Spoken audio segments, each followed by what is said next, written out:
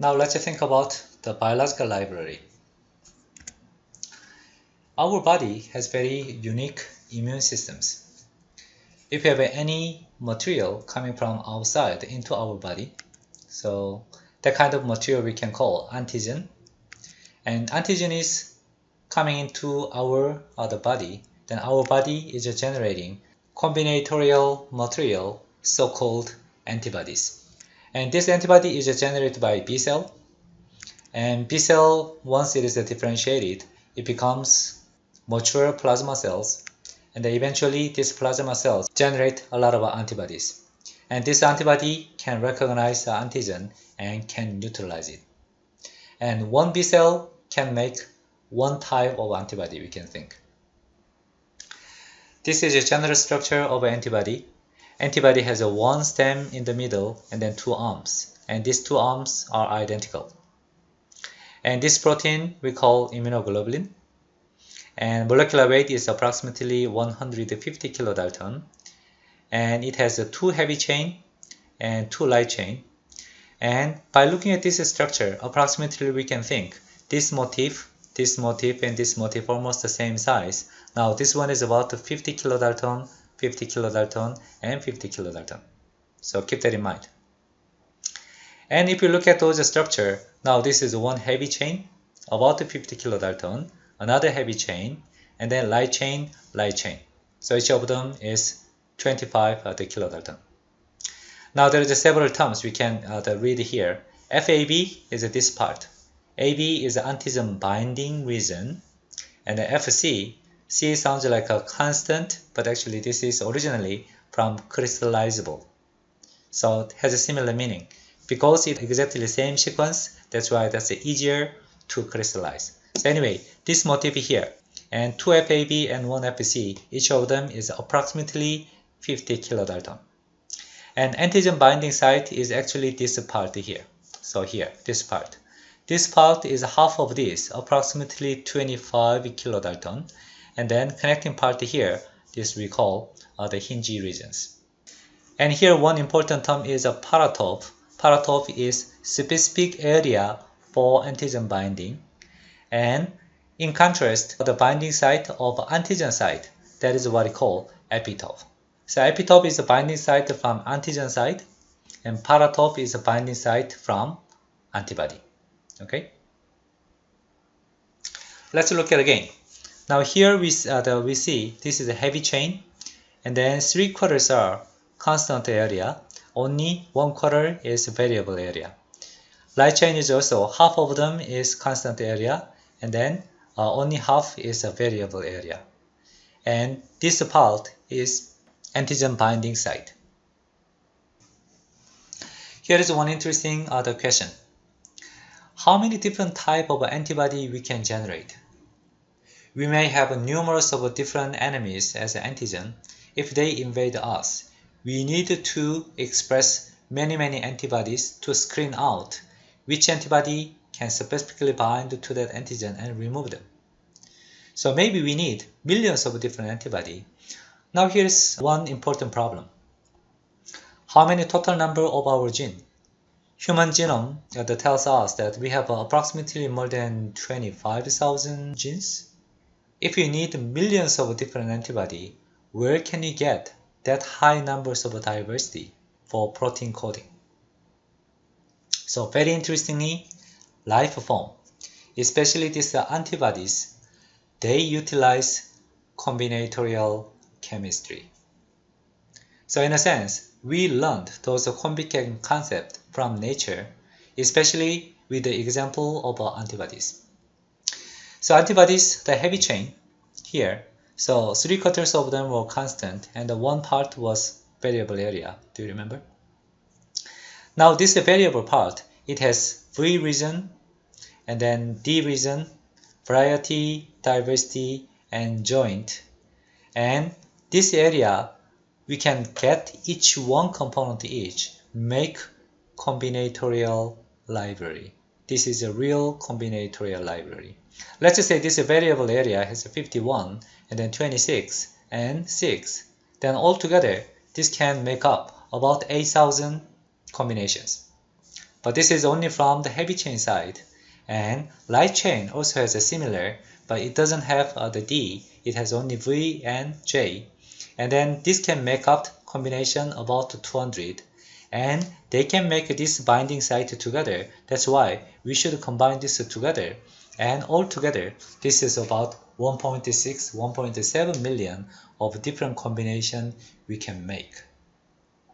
So here you can see total numbers of a gene is about 100, a little more than 100. But utilizing those as each component, they have 5-dimensional diversity. And then utilizing those 5 the combinatorial library, they can build up more than 1 million different combinations. This is exactly the same as combinatorial chemistry we just learned, isn't it? Utilizing this combinatorial antibody cells, once we have one antigen, how many antibody do you think we can generate? One antigen has only one binding site, only one epitope? Maybe not. One antigen can be huge molecules which may have a different site the antibody can bind, so it may have multiple epitopes. So once we have one antigen, let's say the virus particles, then our body can generate many different the antibodies, and those antibodies are generated by the B cells, right? And B cells are the highly enriched in spleens. So from spleen we can collect those B cells.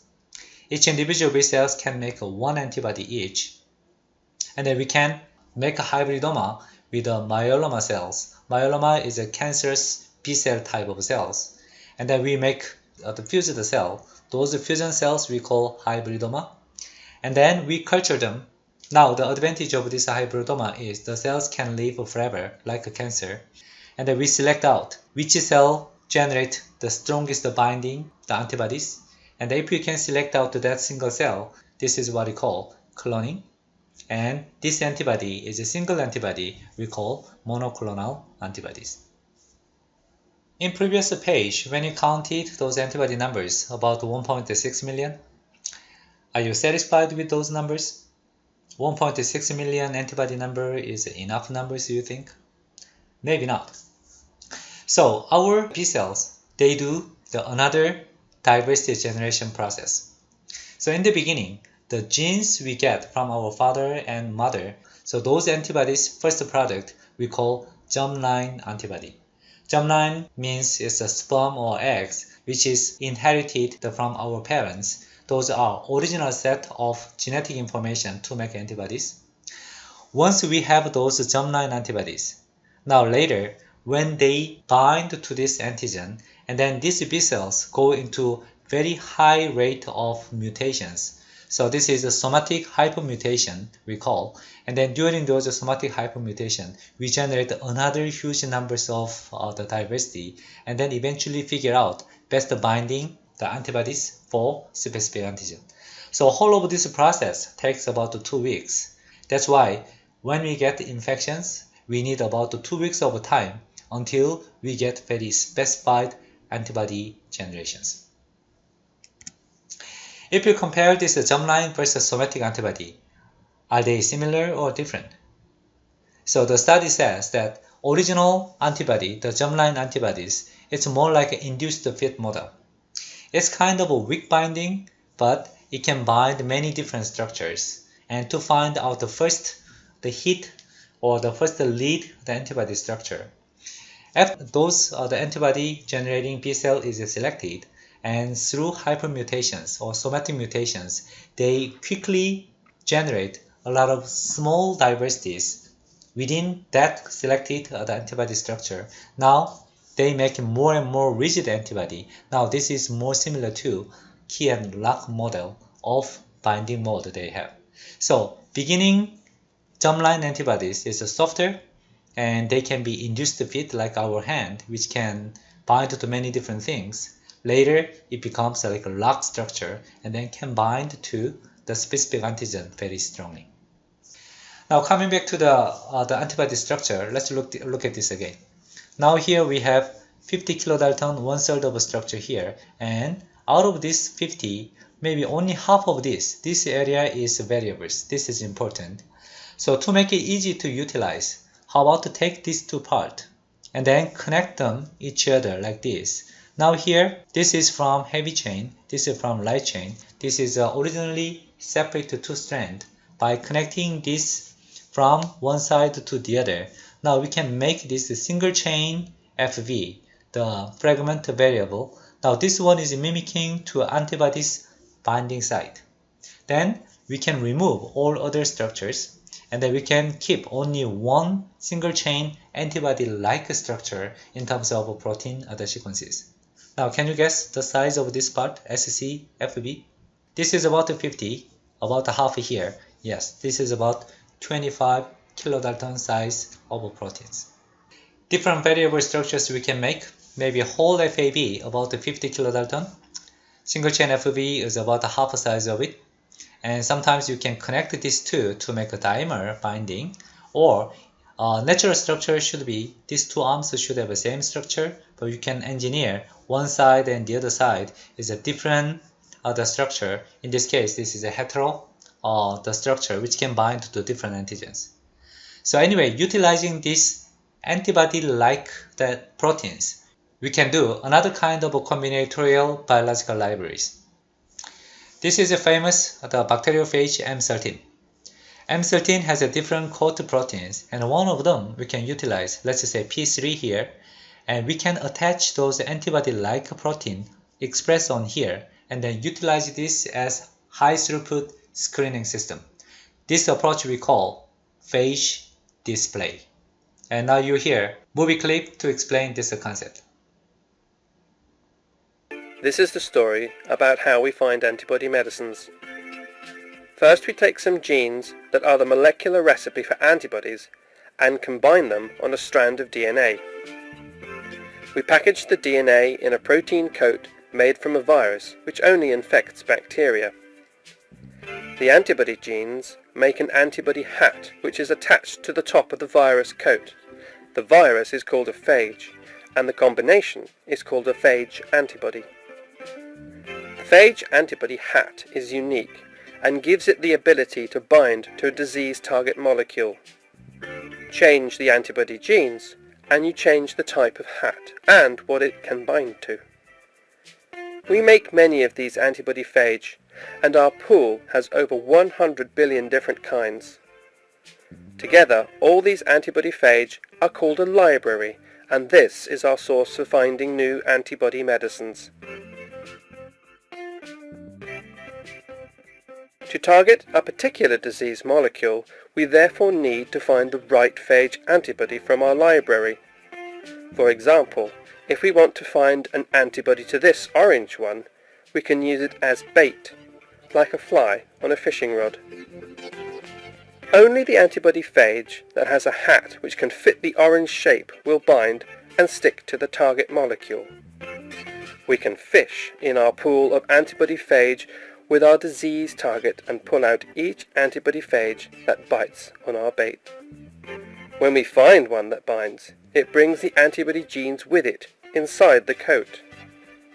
Because the genes are made of DNA inside a virus, we can use bacteria as hosts to make more of the virus and replicate it. We then take the genes from the antibody phage and, along with other genes, combine them to make instructions for a whole antibody medicine. Antibodies are quite complicated, so we need to ask cells to act as factories to make them for us. We can then collect the antibody medicines from the cell and use them to treat disease. Now did you get good idea about this? Let's just summarize this phage display. You can collect this DNA for the interesting proteins. Let's say this is antibody-like the proteins genome. So those genes you can incorporate into phage. Then this phage can infect the bacteria, in this case E. coli, and then they can amplify.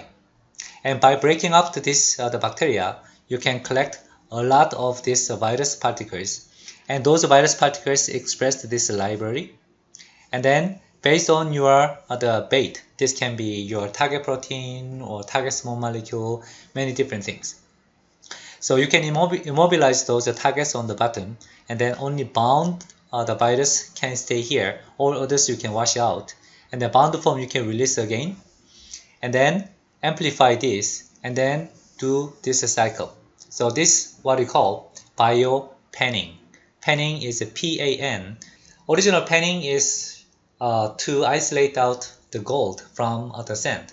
So utilizing your pan, you just shake, and then heavy the gold can sit down. All other sand is removed. That's a panning.